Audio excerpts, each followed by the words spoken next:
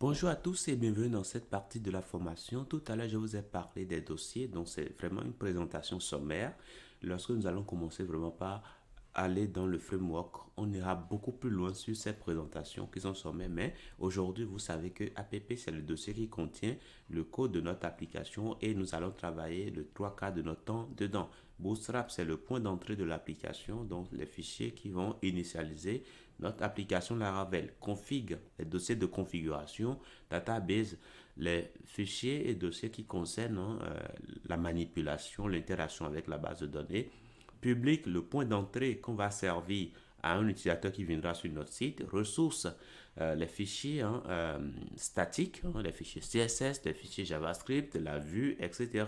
Les routes, tout simplement, tout ce qui permet de répondre efficacement aux utilisateurs, par exemple, lorsqu'ils vont taper telle route, par exemple, eh bien, ce qu'on va leur afficher et tout ça.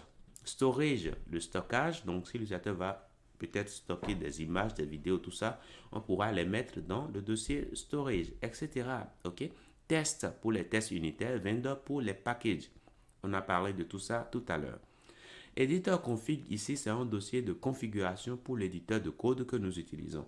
Donc ça précise par exemple le nombre de caractères pour les indentations, la façon dont il faut lire le code, etc., etc., les espaces et tout ça. Donc ça ne nous regarde pas vraiment, mais c'est notre éditeur qui lira ce fichier-là et qui s'en servira après. Nous avons le fichier .env. Le fichier .env, c'est un fichier qui contient les variables d'environnement. Comme vous le savez, eh bien, lorsqu'on développe, peut-être on peut développer sur un ordinateur Windows par exemple, et lorsqu'on va déployer sur un serveur web, eh bien, ça peut être un serveur qui contient par exemple, ou plutôt qui, euh, qui a le système d'exploitation Linux par exemple. C'est un exemple très simple. Ok, on peut coder sur Windows, déployer sur un serveur Linux. Ce qui veut dire que les variables qui seront des variables d'environnement, peut-être pour Windows, vont peut-être ne pas être les mêmes lorsqu'on sera sur Linux. Donc, en gros, selon là où on travaille, selon la machine sur laquelle on travaille, on aura besoin de stocker des informations qui seront propres à cette machine-là et qui seront propres également à l'environnement pour être beaucoup plus, pour parler en général, ok? Et du coup, c'est dans ce fichier .env ici qu'on met ces informations. Par exemple, les informations sur le nom de l'application, sur la base de données, etc., etc. Donc, les informations sur le mail, hein, le système de mailing, etc. Donc, c'est dans ce fichier .env qu'on va mettre nos variables d'environnement qui caractérisent bien sûr hein, l'environnement dans lequel on se trouve. Généralement, on parle de trois environnements. L'environnement de développement, c'est quand vous êtes en mode développement, vous travaillez sur le projet qui n'est pas encore publié. Donc, on parle de mode de développement. Mais après, quand vous déployez sur un serveur web, on parle de mode production. Maintenant, si vous voulez faire des tests également, on parle du mode test. OK? Donc, selon chaque environnement, vous aurez des variables qui seront spécifiques et cela se met dans le fichier .env. Alors, il n'est pas important de versionner hein, ce fichier-là hein, sur GitHub. C'est justement pourquoi ici, au niveau de Git ignore, on a ici .env pour dire que bah, nous n'allons pas versionner cela. OK? .backup, production pour dire on ne veut pas versionner tout cela parce que c'est un fichier qui potentiellement va garder des données sensibles comme le mot de passe hein, pour accéder à la base de données, comme les informations sur le système de mailing, etc. Le mot de passe pour accéder au serveur de mailing. Donc bref, c'est un fichier qui est très sensible qu'il ne faut pas versionner. Donc ça, c'est bon. Nous avons un fichier d'exemple ici. Donc ça, vous pouvez versionner cela. Cela va vous permettre, une fois que vous êtes sur un environnement donné, vous pouvez maintenant personnaliser. Vous pouvez peut-être copier ça dans un fichier .env qui ne va pas exister. Hein, et en ce moment-là, vous pourrez personnaliser votre fichier .env. Nous avons Git Attributes qui permet d'indiquer à GitHub hein, la façon dont il va interpréter hein, les fichiers. Okay? Là, on est en train de lui dire que quand on a un fichier qui a l'extension là, ben, de considérer ça comme un fichier HTML. Quand on a un fichier qui a ceci, de considérer ça comme un fichier CSS, etc. etc. Okay? Donc voilà. Gitignore pour préciser les dossiers et les fichiers qu'on n'aura pas envie de versionner. Ok?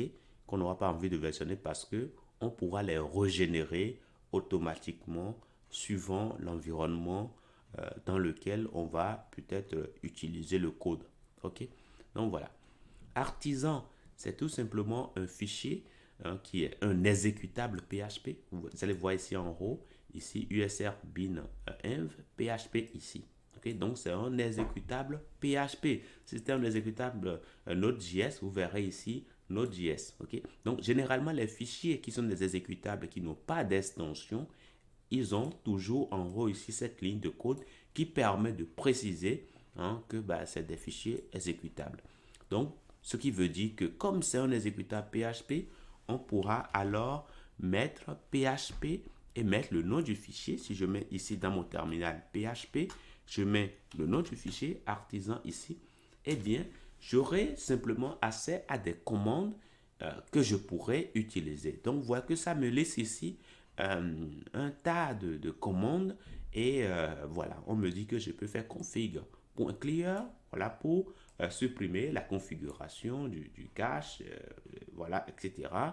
Je peux mettre par exemple make migration pour créer un fichier de migration, etc., etc. Donc, ce fichier que nous avons ici, artisan, c'est un exécutable qui va nous permettre de gérer notre projet Laravel.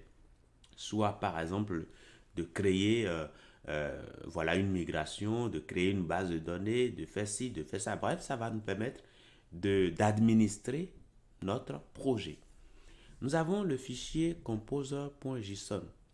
C'est comme la carte grise de notre application. Donc, c'est un fichier qui va nous présenter déjà le nom de l'application, le type de l'application, il s'agit d'un projet, une description, une courte description sur notre application, les mots-clés pour retrouver l'application au cas où vous mettez l'application en public, les mots-clés qui permettront de retrouver cela, la licence, c'est-à-dire les droits que ceux qui vont peut-être avoir le projet, les droits qu'ils ont, voilà. Après, les dépendances du projet. Le projet dépend de quel module. Donc, c'est les dépendances qui sont ici. Okay? Donc, on voit que pour utiliser pour travailler avec ce projet qui est déjà généré, il faut avoir une version de PHP 8. Okay? On nous parle également d'autres paquets qu'il faut avoir et devant ici, nous avons la version qui est attendue, etc., etc. Donc ça, c'est les dépendances d'ordre général pour que le projet puisse fonctionner correctement. Donc si il en manque une ici, eh bien, on ne pourra pas exécuter correctement l'application. Nous avons require-dev, donc c'est les dépendances qui ne sont utiles que pour le mode développement. Okay? Voilà, donc en mode production, par exemple, lorsqu'on va déployer le site en ligne, eh bien, ces dépendances n'auront rien à faire. Voilà. Nous avons autoload ici qui nous permet de préciser des informations supplémentaires, comme par exemple les namespaces. Donc ici, on a dit que le dossier app sera rattaché au namespace app, comme ceci. Ok, voilà. Et que ce dossier qu'on a factory qui est dans database sera associé au namespace database factory, etc., etc. Ok, donc voilà. Donc ici, vous avez simplement la carte grise de votre application. Parfait. Alors, composer.look, c'est un dossier qui contient, par exemple, en détail toutes les dépendances, parce que ici, vous avez les dépendances de manière sommaire. Imaginez que vous dites que vous voulez ceci, mais imaginez que ce composant-là dépend également d'autres composants qui eux-mêmes dépendent d'autres et autres composants, etc. Donc, c'est dans le fichier composer.look ici que nous avons de manière très détaillée tous les composants qui permettent à notre application de fonctionner. Ok, voilà. Après ça, nous avons package.json. Donc ça, c'est tout simplement un fichier qui permet d'initialiser notre projet en JavaScript.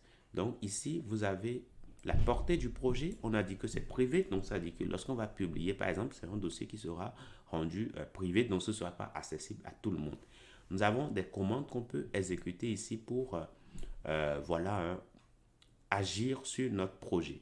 Les dépendances, Dev Dependency, donc les dépendances en mode développement, qui n'ont rien à faire hein, quand on sera plus tard en mode production. Donc, package.json, pour ceux qui font du développement JavaScript, normalement, ça doit leur dire quelque chose. Ok.